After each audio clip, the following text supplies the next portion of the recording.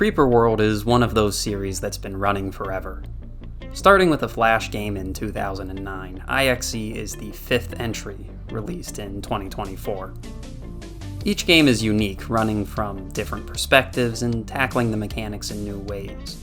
But at their core, they're tower defense games where we recapture territory from a replicating fluid enemy, the Creeper, or the blue stuff. In IXE, we function as a fleet commander, jetting from system to system, liberating planets from the mechanical scum known as IXE, which is using the Creeper to systematically destroy all organic life in the universe. The gameplay of IXE is streamlined compared to previous titles, and yet still surprisingly deep.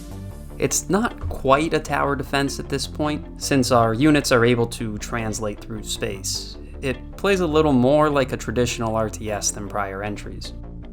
The campaign runs 20 missions, which I completed in around 15 hours. In the beginning, we start with our home base, the Apex ship, and as we complete missions, we're gradually introduced to new concepts, new unlocks, and we even learn a little bit of chemistry.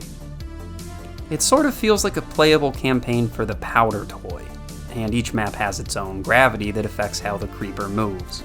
In space, it radiates around central points, but on regular maps it might fling upwards or be nearly weightless. Or have normal gravity, where the Creeper pulls until it pressurizes and then erupts. The maps make use of destructible terrain to provide an evolving threat as the mission progresses.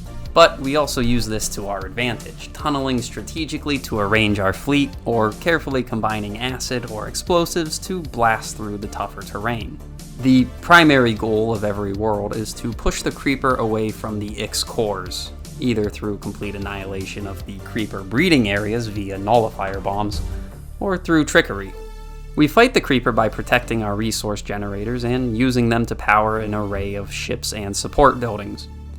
Some of our units simply shoot, others may freeze or act as portals or hard counter specific Creeper variants. This game is fairly difficult, but in a way that rewards mechanical exploration. There's a full array of time controls, and some missions can be brute forced by simply advancing a gun line on 3 times speed. But there are often strategies that can allow you to circumvent a deadlock if you're creative enough to try them. Maybe you can tunnel around and under the Creeper generator, knocking it into a deep pit where it can be pinned down. Of course, that might backfire in its own way. I'll admit I failed a ton of missions. There's a quick save system in place, so failure in the pursuit of new strategy is encouraged. The game consistently introduces new mechanics throughout the campaign, even up to the last mission, which unexpectedly plays as a side-scrolling shooter.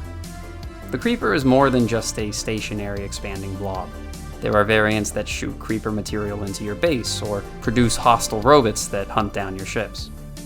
It manages a perfect drip feed of evolution. It wasn't overwhelming, even though it is constantly escalating the challenge. On the less positive side, the game's uniqueness sometimes works against it. The tutorial doesn't do a great job at laying out the actual controls, and I didn't realize I could batch select ships by holding shift until I checked the keybinds a few hours in. And even then, I had to check the reference materials fairly frequently. There aren't any tooltips on the game map, so you'll be cross-checking with the help menu until it all becomes second nature. Graphically, I really prefer this one over the other entries I've played. It's done away with the spider webbing of power lines, making the maps feel more crisp and easily legible. The sprite graphics are simple, sure, but I do like the way the ships look, and every object in the game is distinct enough to be recognizable at a glance. To me, readability is the most important graphical quality in a strategy game, and IXE succeeds at being easily understandable, even from max zoom. On the sound design front, it's a very clicky game.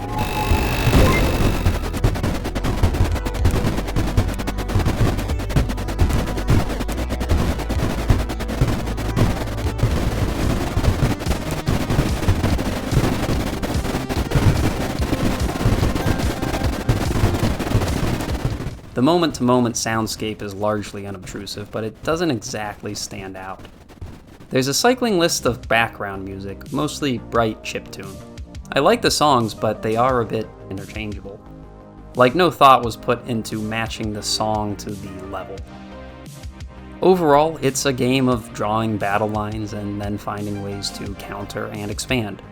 It's a distillation of real-time strategy mechanics into a unique, engaging form. On the trusty pain scale, I'd rate it a slightly painful, if only because there were a handful of times I got frustrated enough to Alt F4 out, and a few small bugs that required game resets. I know this type of strategy game isn't for everyone, but if whatever's wrong with you is similar to whatever's wrong with me, well, you'll have a pretty good time. That's all for my 36th review. I'd like to thank everyone who watches these videos and engages with them in any way. Even if you're just mad at me for mispronouncing a Japanese word, it's nice to get any sort of feedback. Thanks for tuning in, and as always, play good!